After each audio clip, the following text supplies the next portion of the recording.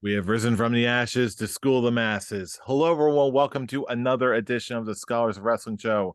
I am your man behind the microphone and your current reigning Scholars of Wrestling party champion. I am Scholar Jeff. Joining us this week is the OG Undisputed Scholar himself, Scholar Tark. Scholar Tark, how's your evening going? Or what does it feel like to not have a belt right now? Oh, I may not have a belt on my shoulder, but that doesn't mean I'm not a champion, fool. You should know, because there's a certain Yes, purple championship that is I took from you. Don't worry, that championship I'll it reveal is to the not. world the Hefe Dome championship. It is not, which is not canon to the Scholars of Wrestling Show. I thank you. But But all that it's being still the a same, championship of our group, and it don't worry. There's a point for that championship. It's gonna be fun. oh boy, you have no idea what's in store. Hey, fool, look at this way. Now that you have that crimson belt, you and I have something in common. We're the only two of Oh, our group to have held all three of those championships: Scholars of Wrestling, Party Championship, and your favorite, the Hefe Dome Championship. uh, That's the something we can trolling brag over never everyone. ends. The trolling That's never something, ends. but you gotta admit, it'd be fun to troll that over everyone else. I don't want to admit it. Come on, I fool. Come on, don't. I don't fool. want to. Embrace the power that is on your shoulders. But yes, It it brings was you a great that belt brings you one step closer to being and undisputed. undisputed. Yes, yes, I know. I There's a know. you got one more step to go. One more step to go. You just got to be Scholar of the Year. Ugh. Isn't it kind of sad that I also know that? Did you know that? Yes, I'm I did following know your that. stats. I I'm following your I stats. know. Believe me, It's I like nice. to follow along with stats too. But Oh, it's nice to know. for the You mo look down on me when I put out my stats, but it's nice to know that you can acknowledge your stats too.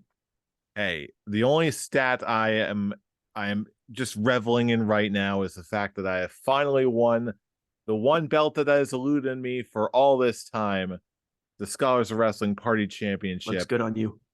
And I'm just enjoying the moment while I got it because I know Hey it's man, gonna be a hard road to reclaim it and retain it. especially at WrestleMania. Ooh, This is gonna be a wild one, but you know what?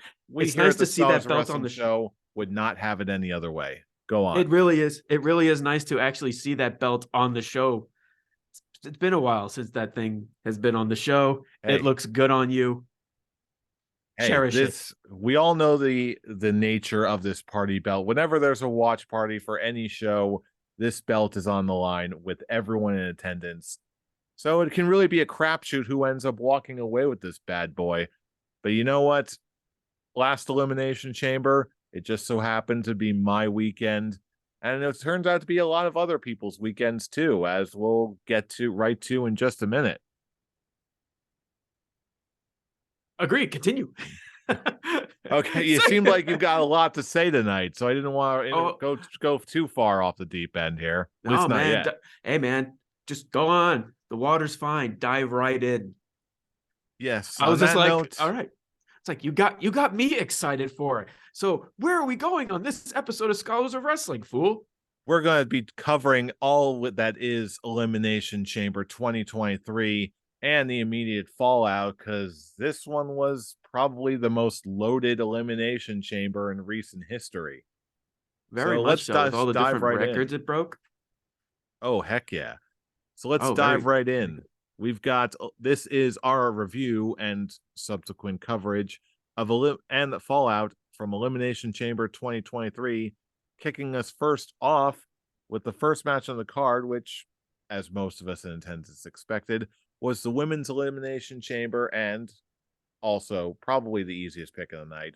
Asuka ended up winning the Elimination Chamber, and she is going to go on to challenge Bianca Belair at WrestleMania. Tarek, immediate reactions from this match and the result, and where is how we else are going to get to WrestleMania from here? Initial response of the match was it was really straightforward. it was, I guess the best way to put it was eventful. Like, I don't really recall any real high spots, especially for something out of Elimination Chamber match caliber. But Asuka looked well. I'm very relieved that that Asuka did end up winning.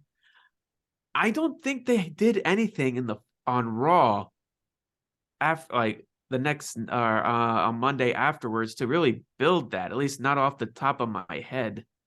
They did a little something, but it was forgettable, relatively speaking. They just had a little bit of a stare down between Asuka and Bianca Belair, where Asuka was just like drooling all over a place, that blue mist out of her Oh yeah, face. that's right. That's right. And that was really all we got in the immediate aftermath. I Kind guess of just underwhelming. we still kind of got. Hey, how many more weeks is it? 4 weeks now. Till WrestleMania, Oh, yeah, just about. like 4 or 5 weeks. So okay, so they're face to face. Where do we go from here? Turn it into I'm next week to find out. Yeah, I imagine this is just going to be a bit more of a cookie cutter setup. Because really, this strikes me as being one of those matches where it's kind of expected, where it's just there's not too much story build in the traditional sense, but Mm-hmm. it's just one big badass versus a young upstart big badass. The young lion versus the returning veteran who's got a fresh coat of paint and she's all exciting, and it's just a big name versus big name. That's the draw of the match. Mm-hmm. And all right, yeah, that's all. I guess that is all we need. Just okay. Here are the names. And that's it. That's it. But you Maybe know they'll what? have. Maybe they'll have just like 1 week Asuka has a match. The next week Bianca has a match. Maybe 1 week they'll do tag team. Can they coexist? I mean, they're two faces, aren't they? Yeah, this is looking to be a face versus face match, which, given the current state of the WrestleMania card at the moment, it's not the worst thing in the world, I don't think. I don't But even think the hey, question is whether or not they can coexist. It's more like more it's like, oh, they can coexist just fine. But it doesn't mean they're gonna do like, hey, look what I'm doing to this person right here. Oh, that's what I'm gonna do to you later. That is very good. That is very good. Let me see if I can one up you, because we can do that because we're awesome. And we're gonna put on a great match. yeah, there's probably not going to be a whole lot of rewriting the book on this kind of feud, but you know what? Not every match needs to be. Mm-hmm. However, there are matches that blatantly rewrite the book and are filled with twists and turns, and we just don't know what's going to happen. Such is the case with the fallout from the next match in the card. We got Bobby Lashley technically defeating Brock Lesnar via getting kicked in the balls by Brock Lesnar and getting himself disqualified. Wow, what an ending.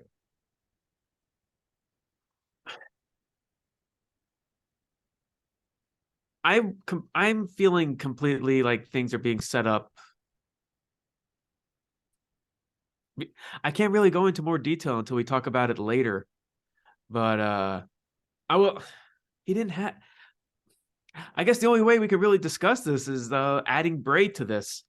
And since he didn't have anything at Elimination Chamber, instead he just showed up on SmackDown. He's like, okay, I'll to the winner Survivor, be prepared to run.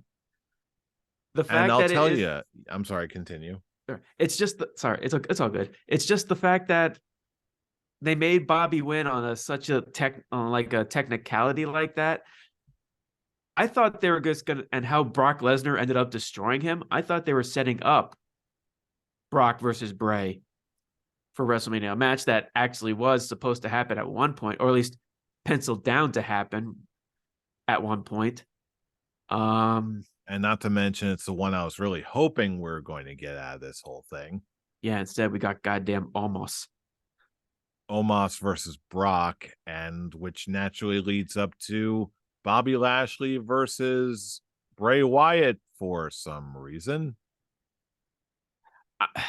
The one thing that really confused me is how much they show Brock Lesnar, destroying Bobby Lashley and then saying on commentary, there is no one scarier than Brock Lesnar. I was like, well, I guess that is just kind of just throwing in those seeds. Bray Wyatt, Brock versus Bray, but no, we got Omos. Why would Brock want to face Omos? What does Lashley get from feuding with Bray? I just don't see the storyline purposes of it really making sense. I don't really think that that's the core reason why they're going with this. I think this is more a vehicle for Bray and Brock, respectively. Like they already have done at this point Brock Lesnar versus Bobby Lashley enough. What they have not done, or at least what is considerably fresher, is a fresh opponent for Brock Lesnar, number one. And number two, having a fresh opponent for Bray Wyatt, because at the biggest show of the year, these are two guys. If you've got Brock Lesnar and Bray Wyatt, you got to have opponents for them. And at this point, I think it's really just about setting up decent opponents for both men as opposed to composing the best possible storyline in the long run. Does that make sense? I get it, but wouldn't you just want them to face each other instead of other people that, for better terms, are just thrown together? Hell, there was never anything with Bray Wyatt and Bobby Lashley. He got it on a technicality because he got kicked in the balls. Oh, no doubt. That's not And definitely almost not is my just, obvious pick, but and then almost just he's been not been on TV for a while, and then all of a sudden, hey Brock, I won't fight you. You won't do it? And Brock is just like, who are you? You're the yeah, tall guy, right? Oh yeah, I remember you. Weren't you a bodyguard for Raw Underground? Weren't yeah, you a giant ninja for well, I don't think you go that far. yeah. This is not really the most This is ideal nothing. situation, This is a but way this it's eh. for a WrestleMania card that's actually been building up to look like just an absolutely amazing WrestleMania. These are kind of just weak links, and I feel like Bobby Lashley could be in a better match. Brock Lesnar could be facing someone, or Brock Lesnar could be facing Bray because they actually can actually work a story, especially with who's in it. Yeah, Brock, guy who doesn't give a shit versus a guy who just knows how to mess with your mind. And who could Lashley face? But it doesn't matter. It That's doesn't matter who we. exactly. I think that's part of the problem here. Yeah, like us. The problem is us trying to figure out better ideas than what we're actually getting. At least I that's how I'm think looking at it. And I think that sort of speaks to the sort of conundrum that the rest of the company as a whole is dealing with right now, where in a way, we kind of have the easy way where we as fans just talk about what we want to see. Obviously, we're talking about the big match being Bray Wyatt versus Brock Lesnar. I think we're going to be getting that down the road at some point. But in terms of putting just like some of your all of as many top names as you can possibly get on on the biggest show of the year, I think that is taking precedence far more than just what the best possible match could be. Does that make sense? It does. It As much just. as we may not like it. I think the reason why I don't like it is because there's been nothing to build to this. It's just out of the blue in a period where Triple H's like creative direction has been putting, or the best way to put it, has been telling long-term storytelling. And for a time like WrestleMania, you would think, oh, they have some form of plan instead of just throwing in matches a few weeks beforehand and hoping it'll float. And that's kind of the one saving grace I've got to this whole thing, where by the time this was announced, it's just the beginning of the story, not the middle or the end. So I'm thinking that they can have at least 4 more weeks of at least some reasonable build to be able to bring up some sort of depth to what's going on here, just to build a little bit more of a compelling narrative. And even if that's not what we get, it's the hope that's keeping me alive right now when it comes to both of these matches. That there's got to be something built up in this time. It also just, I like, now it's just more of like theorizing on where it can go. I mean, does Bobby Lashley, Bray Wyatt bring in Hurt Business versus Wyatt family version, whatever this is, Wyatt 6, whatever? I'll tell you what, part of me honestly wants to see that happen now. I want to see a reformed Hurt Business go against like the absolute madness of the Firefly Funhouse Unleashed. Like, I want to see Cedric Alexander take a crazy bump from like Mercy the Buzzard, or all of a sudden the Fiend shows up and he just like, sneaks up and looks like Mandible Claws MVP or something crazy. Make it like pure spectacle as only uh, Bobby Lashley could have with Bray Wyatt. Like, if you're gonna do it to the nines. See, with what you just said, I don't know if I like that, because someone who is a fan of the Hurt Business, at least when it was around, and slowly seeing them being like slowly rebuild in the background of Raw. You see MVP talking with Cedric and Shelton in the background of certain skits. You're basically seeing the business being rebuilt from the ground up. Do you want your first feud with this newly formed established faction to basically just go against another team that really can't lose? I really wouldn't want that either. The one only other thing that I can see happening that would be more optimal in my eyes would if Bray Wyatt maybe goes over Bobby Lashley with the power of the Funhouse and Uncle Howdy and whoever else beside him.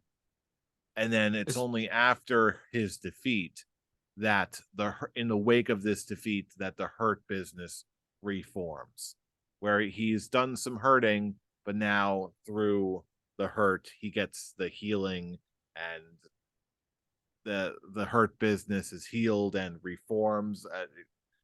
I hope you see where I'm going with this. It's a little bit of a stretch, but honestly, I get where you're going with, to keep the lore, to keep in tight with his lore that he's already been built. But I don't think that's what the character is now. I don't think he's in hurt heel mode. I don't think that's a part of his character right now. I agree, but I'm just honestly, I'm at just this trying point, here. Oh, I know. Well, right now that's all we can do, because we don't even really understand why Bray is going after. Well, when he was going after the winner, or now going after Bobby in the first place, we just get a pretty trippy video package, which I've already watched like 3 times. I think it's hilarious and just disturbing at the same time. So this was what we discussed. We had a lot to talk about before we started recording tonight. But to go off a question that from a topic we discussed off air, the quote quote final form that we saw at the end of the video package, is that supposed to be like what the updated version of what we saw at Royal Rumble when he faced LA Knight at the end? Like, he was wearing that Bane-esque. Is that supposed to be just like the finished version of that beta, essentially? I think it's certainly possible, although it's certainly possible. It might even be likely, but again, this is just my opinion. But the whole thing felt like more of just I don't know. It felt like more of a beta test of just like trying to just throw a bunch of stuff against the wall and seeing what sticks. Like maybe the blacklight makeup, like this new mask, like I don't know, Uncle Howdy falling off of things and exploding. It's This actually very. Oh, sorry. Nah, I hope this all has an end, and I have confidence that it does. I don't know what to make of this right now. It's cool, but like there's a lot of Right. weirdness about it. Yeah, there's just a lot of questions that need to be answered with this storyline alone. Hell, how long have we even been talking about this? Uh, because We there's could just go so on this much. for a Yeah, while. we can go like, yeah, we could. Like, who, like, what is the story with Uncle Howdy? We were introduced to him. I think I'm not sure if it was always Bo from the beginning, like those early video packages, or was it just Bray until they brought Bo in to actually fill in that role? And I'm now, gonna go with that. It probably was Bray primarily, and then the body double is gonna be Bo. mhm. So, and is he just now, like, he's just now a follower? He's he's basically like the I feel like the whole beginning thing with his video packages is like a disciple. Basically, it's like, no, master, you're more powerful when you embrace the chaos. I want you. You are stronger then. Come back to us, master. Come back to us.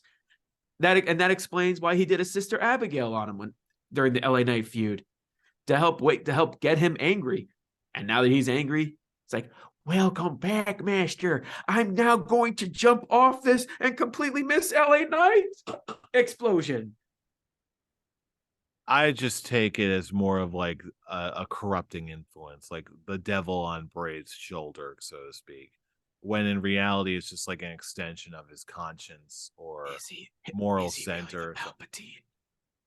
Is he the Palpatine to Bray Wyatt's Darth Vader?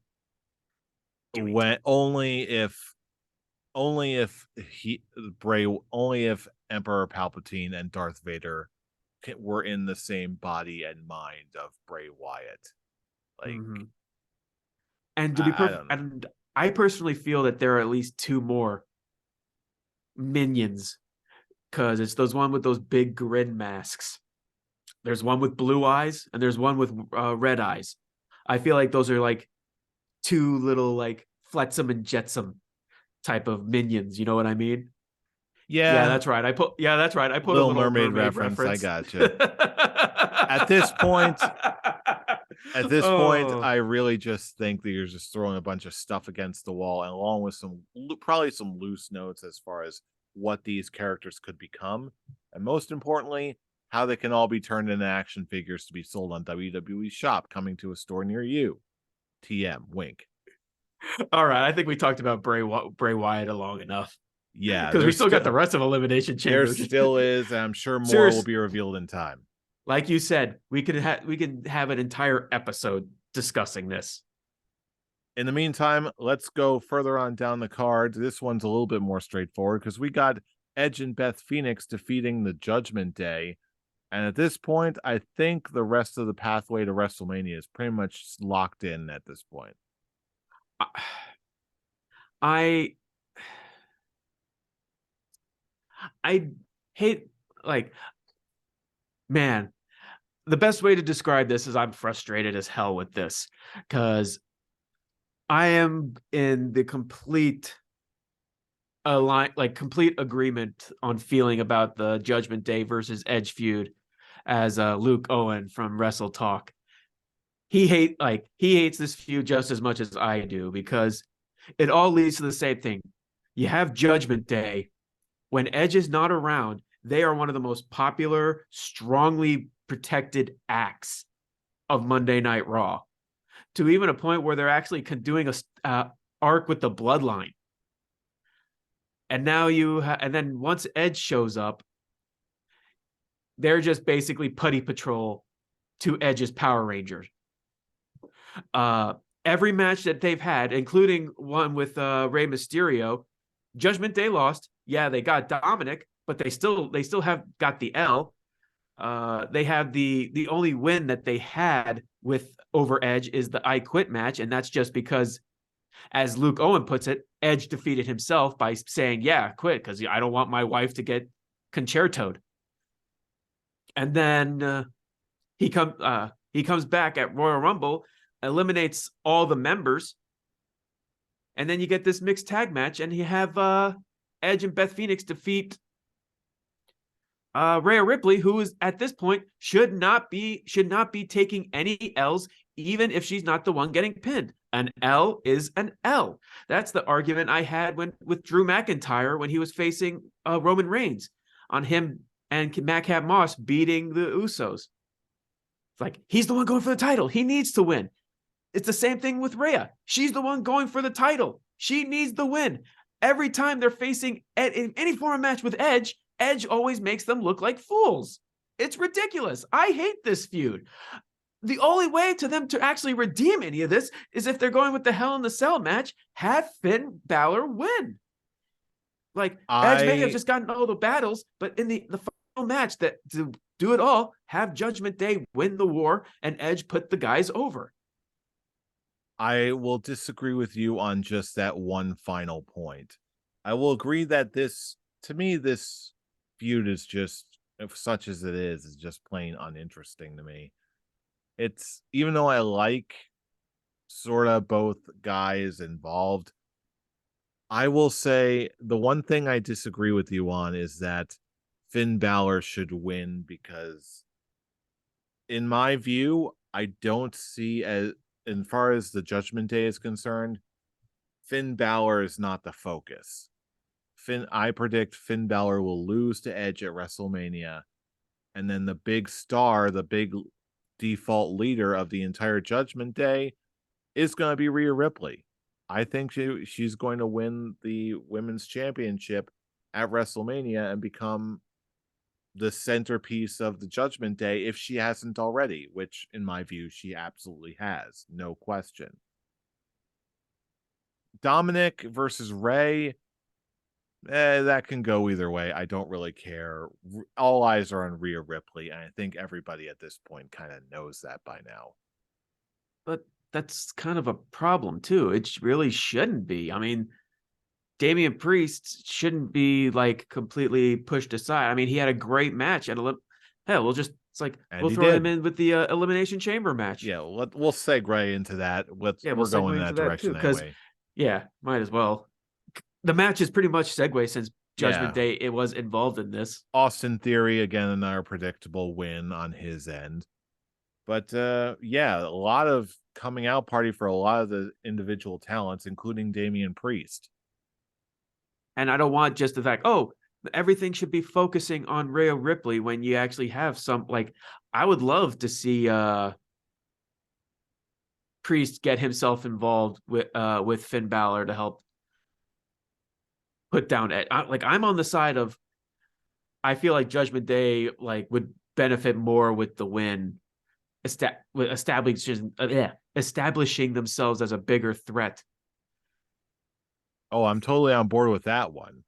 Especially and to be clear, I don't mean there are now discussions of them actually separating the titles, which everyone knows my opinion on that one. So if you want to have established stars, who can, if they're separating the titles again, be world championship material later on, since Edge is reaching that point where he doesn't have that much time left. He's already talking about where he wants to retire. Right. And I think there's a lot to be said to that. My belief of how it's all going to go down is really just speculation on my part. I don't think they're going to want to, unless Edge is making some absolute definite plans in the very near future, I don't see them just wanting to put him on the shelf that soon. And again, to be clear, when I say that Rhea Ripley should be the star. I don't actually mean Rhea Ripley should be the star. What I'm actually referring to is that it seems like she is the breakout star, not that anyone else is being held back or diminished in any way, but it's more like through no deliberate fault, Rhea just seems to be getting over all on her own and just seems to have a lot of the eyes on her now. Mm-hmm. And going back to the men's elimination chamber match, everyone else is getting that moment in this one. Bronson Reed looks like an absolute monster in this. Montez Ford, crazy as all hell. I mean, knew he were going to do crazy spots, but goddamn, dangling off the Montez top of the Ford cell. hit as they were talking about on Busted Open the next day. Montez Ford hit the gas when on previous times it seems like he was sort of going slower to match the pace of Angelo Dawkins. But now, when he's on his own, the weighted clothes are off. Now he's going Super Saiyan and he's going anime references. Let's go. Mm-hmm. Yeah, Damian Priest looks like an absolute star in this.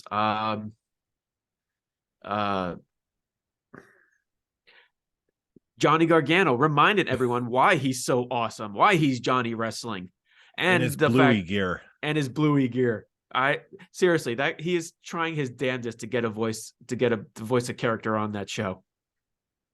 I'm convinced. I'm convinced he's trying to get. He's been referencing Bluey nonstop. He's trying to get himself in to voice a character in the show, and I kind of hope he gets it. Good for him. Oh, believe me, if that ever does happen, now thing will be publicized all over the place. Oh, absolutely it will. And I actually liked what they did with having Ford's exit from the match be the reason how Logan Paul could get himself involved. I'm all in. I'm all in with just the showing of these young talent as future stars for the company, from Reed, from Priest, from Ford, from especially Theory, and Seth Rollins being the only real established, like the biggest name in that match. Yay, Seth! Burn it down. Yeah, there's really not more else to say on that one. John Cena and Austin Theory is inevitable. Oh yeah, that is going to be another spectacle match through and through, but it'll be a worthwhile one. Oh, they're But going to now, make that match when on this episode of Raw that Cena shows up. but now is the one that has the entire world talking, the one that everyone was going to be ready to watch. This is Roman Reigns versus Sami Zayn. And this one was a freaking roller coaster. And unfortunately, Roman did retain his title, but just barely. And Sami Zayn is a freaking rock star at this point, which we all knew he was. But let me ask you, do you, now that we've seen how it's all going to be going down and how it all went down, do you agree with the choice, or should they have called an audible and given the title to Sami Zayn? To immediately answer that question, no. They should not have they are correct with the choice that they are given. The only problem now that I have with this, well, it's not even really a problem. It's now just the one factor of now that I'm seeing is now the Sami Zayn storyline. And now at this point, you add Jay, Jimmy, and KO to this. It is the more interesting story. It's more, and I like the Cody Rhodes story, at least like how he's gotten to this and what the whole winning the championship means to him. But when you have the storyline now reach the point, 2 weeks of him talking to Paul Heyman, we're not really that. At least he was able to call on. It's like, okay, I don't want to do this. Let's actually make this storyline, like, let's actually add more juice to this and trying to make it connect to my father through Paul Heyman. But the Sami Zayn storyline is a storyline that, because we have seen it throughout the last year, and when it comes to the bloodline, 2 years, or is it 3? 2 to 3 years. We'll just throw it at that. We've Good been question. following this storyline for this long. Of course, we're going to be more invested on just where it goes from here, because all the characters have so much dimension, has so much character build through the story that's been told throughout the bloodline story. It's quite it is quite a big deal. Like, this is masterful storytelling that they're going with this. And I believe this, when they had him fight Baron Corbin on Raw, that was his first actual like clean victory for a good while. Am I right on that? It certainly feels that way, even if it's not true, doesn't it? Like, I feel like when it's actually just him one-on-one, like the last times he's had singles matches and he's won, I think it was just due to interference from the bloodline, or interference from the bloodline that cost him the match. He was the one that got pinned when it was him and Roman versus KO and Cena. I actually really got to look into that one, because I think him winning against Baron Corbin was like his first legit real win in a good while. And all the people that are in this, from Sammy's trying to make some kind of amends with KO this past Monday on Raw, to Sammy coming out to talk to Jimmy, and you see Jay just standing in this in the crowd. It is such a just crazy, beautiful told story that when I think of Cody Rhodes, it's like, oh, Roman Reigns is gonna show up on SmackDown next week. So does that mean we're not going to see Cody on Monday? Since the last time we saw him, Cody is calling out Roman. It's like, okay, I don't want to talk to Paul anymore. Now I'm coming for you. So Roman's coming in Friday. What's happening Monday? So we're just going to get a video package of Cody saying, Roman, I'm coming for you. Or are we just going to do something to stall that time and actually make Cody's story kind of not least interest, or like kind of losing the steam on that, to have the steam build for Sami Zayn and Jay, Jimmy, KO, that storyline? If I had to guess, I'm saying that we're probably just going to get a promo or a video package or something on Monday. And then Friday is going to be definitely, the focus is going to be on Sammy and all of that, and the Usos and all that. But once that part is done, that's when we see Cody be like, okay, you're not ducking me anymore. Now, if you're not going to come to me, then I'm going to come to you. And then that's when we get that meeting of the worlds. I think the final image of next week's SmackDown is going to be like whatever they do with Roman dealing with Sammy, Jay, and Jimmy. And it's just going to end with, you hear Cody's music hit, and it's going to be them face to face. And that's how SmackDown's going to end. Well, it's certainly a possibility, but at this point, practically since in the opposite direction of what we were talking about earlier. To answer your initial question, like, did they do the right move?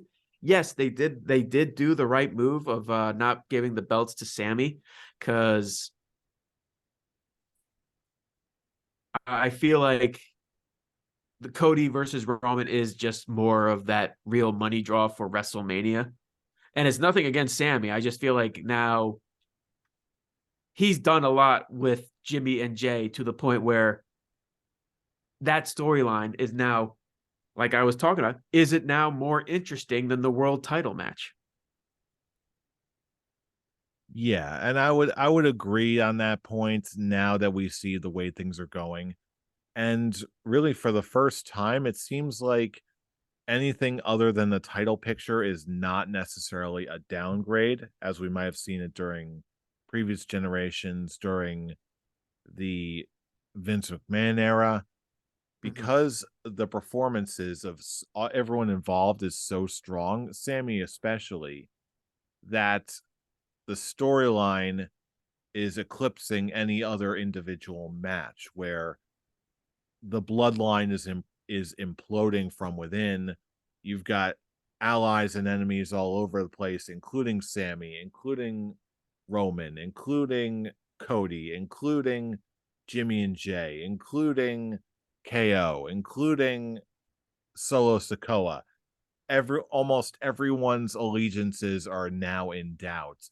And I think that's what we're going to see slowly over the two nights of WrestleMania, where the Civil War comes to a head, and then everyone is going to be fighting with everybody, and then caught in the middle is Roman versus Cody for the undisputed WWE Championship. And however we get there, even if we know the ending, I think we all do, the ride there is going to be tremendous. I'll just like leave my final note is when it comes to actually the build for this WrestleMania compared to how the build of WrestleMania was last year, like it is just completely different because this one actually feels like WrestleMania. This is the WrestleMania, the wrestling spectacle, whereas like last year was the celebrity like spectacle where, oh yeah, they're wrestling too. And it is really night and day the difference I have is an excitement to just the stories being told leading up to this WrestleMania. I'm this is the first time in a long time where it's really felt like WrestleMania season. And I couldn't be any more happy about it. Couldn't have said it better myself. So, with that being said, what are your final beard ratings for 2023's Elimination Chamber? Good show. It really didn't do anything like to blow me away, but the wrestling was very good. I'm going to give it a full beard. I will echo that sentiment. There was so much more to like here than any other Elimination Chamber in recent memory, especially with the extremely exciting and hyped, possibly overhyped main event that actually did deliver and then some. So although not perfect, and it did run a little long for my taste, I still say that I cannot give this anything less than a full beard. Mm-hmm. And with that, there is only one more thing that we need to acknowledge before we head on out. That really does deserve acknowledging because we got the final matches from one Keiji Muto this past weekend. It Mm-hmm. has final two matches. First, he lost to Tetsuya Naito, and then to finish out his career, he had one final mini match in his retirement. Him versus Masahiro Chono, who never got, from what I read, an official full-on retirement match. They had a little match. Keiji Muto tapped out. The longtime rivals came in together. They all left together. And that's the ending for one of the greatest to ever do it from Japan or anywhere else in the world. It was quite the moment. I think they've got some moments from the actual show itself on the Pro Wrestling Noah YouTube channel. But again, I couldn't sign off on this episode of Scholars of Wrestling without at least acknowledging easily one of the best to ever do it in this or any other generation. Mm-hmm. Absolutely. I was still kind of hoping that he would have made a cameo in the Royal Rumble. Just to be like, okay, he had that one match in WWE, one good appearance, but hey, it's gonna be a great DVD sales when his career is out. Oh yeah, absolutely. The merch and Good all that documentary. stuff. Yeah. Mhm. Oh yeah. Yeah, I think we should all be so lucky if we ever have a career as storied as that. Even if we never ever get everything we want in life, but if we get something that's half that good in our Mhm. professional lives, that's half that satisfying, then that is a life well lived. Couldn't agree more. And now with that, well, now is when we turn it over to you, our fellow fans. Join in a discussion. Let us know what you think. How did Elimination Chamber go? Did you see the retirement of Keiji Muto? What is going to happen at WrestleMania? We want to hear from you. So keep the conversation going, especially on Twitter and wherever you are. Cool. Where can I reach you? You can reach me at the Avataric. And you can reach me at I'm Robbie Rage. Hopefully, you're going to be mostly just seeing me getting hyped. If not talking about wrestling, then getting hyped over when Mortal Kombat 12 is going to actually be released. But that's just me. And you can check out those social links and all of our relevant links, including links to the latest episode of this very show on our link tree. That's check it out in the description below. That's linktree/scholars of wrestling. And with that, Yeah, seriously.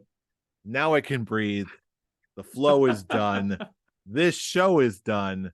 But you know what? We're going to be back next week. But you already knew that because you know who we A are revolution. for Revolution. And it will be televised because we are the scholars of wrestling. And you have just been schooled. You're You're welcome. welcome. See you all for the Revolution.